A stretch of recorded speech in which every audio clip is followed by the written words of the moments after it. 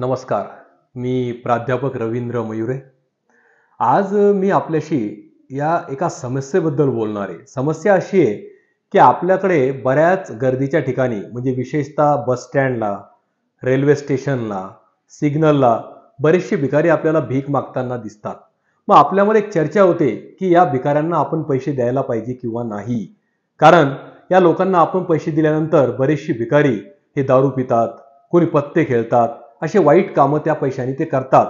पण सगळ्यात महत्त्वाची गोष्ट काय आहे, की ज्यावेळेस आपण एखाद्या भिकाऱ्याला पैसे देतो, तर पैसे दिल्यानंतर ते पैसे देण्याचं जे काही पुण्य आहे ते आपल्याला लाभतं आणि त्या पैशाचा त्या भिकाऱ्याने काही जरी दुरुपयोग केला तर तो त्याचा प्रश्न आहे. त्याच्यामुळं काही नुकसान होत नाही. म्हणून तुम्ही ज्यावेळेस दान धर्म करतात ते सर्वात महत्त्वाचं आहे. कारण आपल्या आयुष्याचा दान धर्म हा एक सर्वात महत्त्वाचा भाग आहे. बघा, तुम्ही कितीही पैसे कमवले पण जोपर्यंत तुम्ही त्यातला काही भाग दान धर्म करत नाही तोपर्यंत त्या पैशाचा आपल्याला कसल्याही प्रकारे आनंद घेता येत नाही, त्याचं सुख मिळत नाही, त्याचं समाधान मिळत नाही. म्हणून आपल्या समाजामध्ये बऱ्याचशा प्रथा निर्माण करण्यात आलेल्या आहेत, की त्या प्रथेनुसार आपण आपल्याला जी काही मिळकत मिळते किंवा जो काही पैसा मिळतो त्यातला काही भाग आपण दान धर्म करायला पाहिजे. म्हणून ज्यावेळेस आपण मंदिरामध्ये जातो तर मंदिरामध्ये गेल्यानंतर आधी आपण काय करतो, काही फुलं विकत घेतो, काही नारळ विकत घेतो, कधी उदबत्ती विकत घेतो, काही फळं विकत घेतो आणि ते देवाच्या चरणी आपण अर्पण करतो. त्याच्या मागचा उद्देशच असा आहे, की तुम्ही तुमच्याकडे असलेल्या पैशातला काही पैसा खर्च करावा आणि तो देवाच्या चरणी अर्पण करावा. म्हणजे तुमच्यामध्ये त्याग प्रवृत्ती निर्माण झाली पाहिजे. दान धर्म करण्याची प्रवृत्ती आपल्यामध्ये निर्माण झाली पाहिजे. कारण त्याच्याशिवाय आपल्याला सुख मिळणार नाही. म्हणून आपण आपल्याकडे जेव्हा काही कार्यक्रम करतो, विशेषतः आपल्याकडे लग्न असतं, मुंज असते, काही वेळेस आपल्याकडे श्राद्ध असतं किंवा कोणत्याही प्रकारचा कार्यक्रम असतो, त्यावेळेस आपण आपल्या भाऊबंधांना, आपल्या नातेवाईकांना, त्याचप्रमाणे आपल्या मित्रपरिवारातील लोकांना आपल्या घरी जेवायला बोलवतो.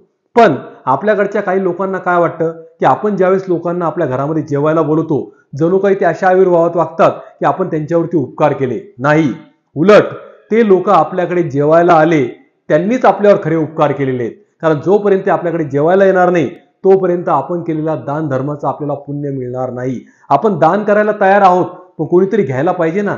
म्हणून आपल्याकडे जे लोक जेवण करण्यासाठी येतात तेच लोक आपल्यावर खरं उपकार करत असतात, कारण त्यांच्यामुळे आपल्याला पुण्य मिळतं. म्हणून आधी हे डोक्यातून काढून टाका की मी काहीतरी दान धर्म करतो म्हणजे मी समाजावरती उपकार करतो. नाही, उलट समाज तुमच्याकडे जेवण करण्यासाठी येतो, तुमच्या कार्यक्रमामध्ये सहभागी होतो, तेच खरं आपल्यावरती उपकार करत असतात.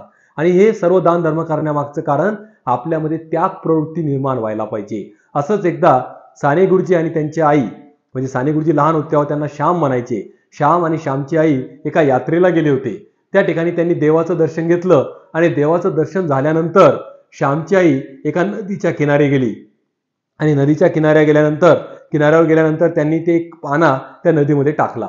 आता आणा टाकल्यानंतर श्यामने आईला प्रश्न विचारला, आई, ही नदी एवढी मोठी आहे, तिच्या तळाशी अनेक रत्न आहे, एवढे मौल्यवान आहे ती, आणि तू एक फक्त आणा टाकला म्हणे, त्यामध्ये काय कारण आहे? त्यावेळेस श्यामच्या आईने सांगितलं, श्याम, एका आण्यामुळे त्या नदीला माझा काही फायदा होणार नाहीये, पण तो आणा टाकल्यामुळे माझ्यामध्ये त्याग प्रवृत्ती निर्माण होईल, काहीतरी देण्याची प्रवृत्ती निर्माण होईल, म्हणून तो आणा मी त्यामध्ये टाकलाय. म्हणजे थोडक्यात तुमच्यामध्ये देण्याची प्रवृत्ती निर्माण जोपर्यंत होत नाही तोपर्यंत तुम्हाला सुख समाधान मिळणार नाही. म्हणून ते महत्वाचं आहे. एका गावामध्ये एक यज्ञ करायचा होता, म्हणून गावातील लोकांनी पूर्ण गावामध्ये दौंडी पिटवली की आपल्याला आपल्या मंदिरामध्ये यज्ञ करायचा आहे, म्हणून प्रत्येकाने यथाशक्ती पैसा द्यावा आणि जो व्यक्ती सर्वात जास्त दान करेल किंवा पैसा देईल तोच व्यक्ती यजमान म्हणून यज्ञामध्ये बसणार आहे. ही जुन्या काळातली गोष्ट आहे. त्या काळामध्ये काही लोकांनी 5 रुपये दिले, काही लोकांनी 10 रुपये दिले, कोणी 15 रुपये दिले, कोणी 20 रुपये दिले आणि अशात एका व्यक्तीने 25 पैसे दिले, कारण ते तेवढेच पैसे होते. मग अशा प्रकारे सगळा पैसा जमा करण्यात आला आणि ज्या दिवशी यज्ञ करण्याची वेळ आली तर 25 पैसे दिलेल्या व्यक्तीला त्या ठिकाणी यजमान म्हणून बसवण्यात आलं. मग गावातील बाकीच्या लोकांनी, ज्यांनी 5 रुपये, 10 रुपये, 20 रुपये दिले होते, त्यांनी विचारलं, आम्ही तर याच्यापेक्षा जास्त पैसा दिला, तुम्ही आम्हाला त्या ठिकाणी बसवलं नाही, या व्यक्तीला का बसवलं? त्यावेळेस त्या गावातील प्रतिष्ठित लोकांनी सांगितलं की तुम्ही तुमच्याकडे असलेल्या 100, 200, 300 रुपयातले काही पैसा, म्हणजे 10 रुपये, 20 रुपये तुम्ही दिले, काही भाग तुम्ही दिलात, पण या व्यक्तीजवळ फक्त 25 पैसेच होते आणि त्यांनी पूर्ण रक्कम ती यज्ञासाठी दिली, म्हणून सर्वात मोठा दानवीर तोय, म्हणून त्याला यज्ञ करण्याचा अधिकार मिळाला. जोपर्यंत तुम्ही सर्वस्व दान करत नाही तोपर्यंत तुम्ही मोठे होऊ शकत नाही. याचा अर्थ तुमच्याकडे असलेला सगळा पैसा दान करायला पाहिजे असं मला म्हणायचं नाही.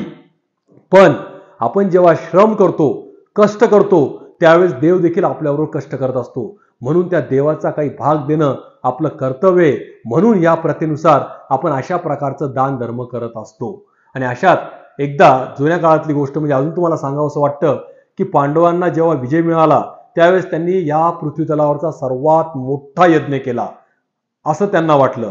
आणि म्हणून त्यांनी गावातील सर्व लोकांना त्या ठिकाणी बोलवलं, यज्ञाला बोलवलं, जेवायला बोलवलं. त्या ठिकाणचे सगळे लोक आले, यज्ञाला त्या ठिकाणी उपस्थित राहिले. त्यानंतर जेवण करण्यासाठी बसले आणि जेवत असताना त्यांच्यामध्ये चर्चा चालली की हा यज्ञ पृथ्वीतलावरचा सर्वात मोठा यज्ञ आहे. आतापर्यंत एवढा मोठा यज्ञ कधीही झालेला नाही. सगळ्या लोकांना इथं बोलवण्यात आलं आणि त्याच वेळेस त्या ठिकाणी तिथून एक मुंगूस चालला होता. तो जो मुंगूस होता ना, त्या मुंगुसाचं अर्ध शरीर सोन्याचं होतं आणि अर्ध शरीर मूळ असतं तसं होतं. त्या मुंगुसाने ते शब्द ऐकले की हा पृथ्वीतलावरचा सर्वात मोठा यज्ञ आहे. त्यावेळेस तो मुंगूस मनुष्यवाणीमध्ये त्यांच्याशी बोलायला लागला आणि तो म्हणला, चुकीचं बोलतायत तुम्ही, याच्यापेक्षा पण मोठा यज्ञ मी बघितलेला आहे. मग त्या लोकांनी विचारलं, कोणत्या यज्ञाबद्दल बोलतोयस म्हणे तू, कोणता मोठा यज्ञ बघितला? त्यावेळेस त्या मुंगुसाने सांगितलं की बऱ्याच वर्षापूर्वी एका गावामध्ये एक गरीब व्यक्ती राहत होता. तो कामधंदा करून आपलं घर चालवत होता. त्याची पत्नी होती, त्याला एक मुलगा होता आणि त्या मुलाचं लग्न झालेलं होतं. म्हणजे थोडक्यात त्याला सून पण होती. असे 4 लोक त्या कुटुंबामध्ये राहत होते आणि त्यांचं घर व्यवस्थित चालत होतं. पण दुर्दैवानं त्या गावामध्ये त्या ठिकाणी दुष्काळ पडला आणि दुष्काळ सतत 3 वर्ष पडला. त्यामुळे गावातील कोणत्याही व्यक्तीला खाण्याप्यायला भेटायला लागलं नाही. दुष्काळाची प्रवृत्ती निर्माण झाली आणि त्यामुळे प्रत्येक लोकांची उपासमारीने त्या ठिकाणी मरण व्हायला लागलं. अशी प्रवृत्ती किंवा अशी परिस्थिती त्या ठिकाणी निर्माण झाली. आणि अशातच हा जो व्यक्ती होता, मुख्य व्यक्ती, याला प्रश्न पडला की आता आपलं घर कसं चालवायचं. आणि म्हणून त्याने भिक्षा मागायला सुरुवात केली. तो प्रत्येक गावामध्ये फिरायचा आणि जे मिळेल ते घरी आणायचा. पण अशात त्याला बऱ्याच दिवस काहीच मिळालं नाही. त्यामुळं त्याच्यासहित घरातील सगळे लोक उपासमारीमुळं मरण्याची वेळ त्यांच्यावर निर्माण झाली. त्यांचा जीव जाण्याची वेळ त्यांच्यावर निर्माण झाली. आणि अशात एक दिवस त्या व्यक्तीला गावामध्ये थोडं पीठ मिळालं. ते पीठ घेऊन तो घरी आला. त्याला खूप आनंद झाला की बऱ्याच दिवसानंतर आज आपल्याला खायला भेटणार आहे. म्हणून त्यांनी ते पीठ त्याच्या सुनेजवळ दिलं. त्या सुनेने त्याच्या भाकरी केल्या 4 आणि प्रत्येकाला एक एक भाकरी दिली. आणि ते जेवायला बसणार, कारण त्यांना खूप आनंद झाला होता की बऱ्याच दिवसानंतर आज आपल्याला जेवायला भेटलं, नाहीतर आपण आज मेलो असतो. आणि ती भाकरी घेतली आणि त्यातला एक घास खाणार, तेवढ्यात त्यांच्या घरासमोर दारातून काहीतरी आवाज आला की मी पण उपाशी आहे, मलाही काहीतरी खायला द्या. म्हणून तो मुख्य व्यक्ती उठला आणि त्यांनी घराच्या बाहेर जाऊन बघितलं. त्या ठिकाणी एक साधू पुरुष होता. तो साधू पुरुष त्याला म्हटला, बरेच दिवस झाले मला खायला मिळालेलं नाही, मला काहीतरी खायला द्या आणि तुमच्या घरात काहीतरी आहे असं मला वाटतंय. आता हा व्यक्ती जो होता, मुख्य व्यक्ती, तो घरात गेला आणि त्याने आपली जी भाकरी होती एक ती आणली आणि त्या साधू पुरुषाला खायला दिली. साधू पुरुषाने ती खाऊन घेतली. साधू पुरुष म्हणाला, माझं अजून पोट भरलेलं नाही, मला अजून हवंय. मग त्याचा मुलगा उठला, त्या मुलाने पण ती भाकरी आणून दिली. परत ती भाकरी त्या साधू पुरुषाने खाल्ली. तो म्हणला, अजूनही माझं पोट भरलेलं नाही. मग मुख्य व्यक्तीची जी पत्नी होती ती उठली, तिने ती भाकरी त्याला खायला दिली. तो म्हणला, अजूनही माझं पोट भरलेलं नाही. शेवटी त्याची सून उठली, तिने देखील ती भाकरी त्याला दिली. ती भाकरी खाल्ल्यानंतर 4 भाकरी खाल्ल्यानंतर त्याचं पोट भरलं. तो म्हणाला, आता माझं पोट भरलंय, तुम्हाला आशीर्वाद देतो, असं म्हणून तो निघून गेला. पण यांना परत खायला मिळालं नाही. पण उपासमारीने यांचा मृत्यू झाला. ते मृत्युमुखी पडले आणि त्याच ठिकाणी त्यांच्या जमिनीवरती खाली पडले. त्याच वेळेस हा मुंगूस तिथून चालला होता. जात असताना भाकरी करताना काही पीठ खाली पडलेलं होतं. ते पीठ त्या मुंगुसाच्या अर्ध्या शरीराला लागलं, म्हणून त्याचं शरीर सोन्याचं झालं. तो मुंगूस म्हणाला, तेव्हापासून मी प्रत्येक यज्ञात फिरतोय, पण अर्ध शरीर माझं तिथं सोन्यात झालं, पण त्याच्यानंतर राहिलेलं शरीर आतापर्यंत माझं सोन्याचं झालेलं नाही. म्हणजे याचा अर्थ तेवढा मोठा यज्ञ अजून या पृथ्वी तलावावर झाला नाही. म्हणजे त्यांना खायला बऱ्याच दिवसानंतर मिळालं. ते जर आपण खाल्लं नाही तर आपण मरणार हे माहीत असताना देखील त्यांनी सगळं दान केलं. म्हणून सर्वात मोठे दानी ते होते, ते पुण्यात्मा होते. म्हणून त्यांचा दान धर्म सर्वात मोठा ठरला. तो खरा यज्ञ आहे. म्हणजे थोडक्यात तुमच्या लक्षात आलं का की आपल्या जवळचं जे आहे ते सर्वस्व देण्याची प्रवृत्ती ज्या दिवशी आपल्यामध्ये निर्माण होईल, त्या दिवशी आपण सर्वात मोठे पुण्यात्मा होऊ. त्या दिवशी खरं आपल्या आयुष्याचं सार्थक होईल. म्हणून आपल्याला जे काही मिळतं त्यातलं काही दान धर्म करणं हे आपलं कर्तव्य आहे. आपण कोणावरती उपकार करत नाही. धन्यवाद.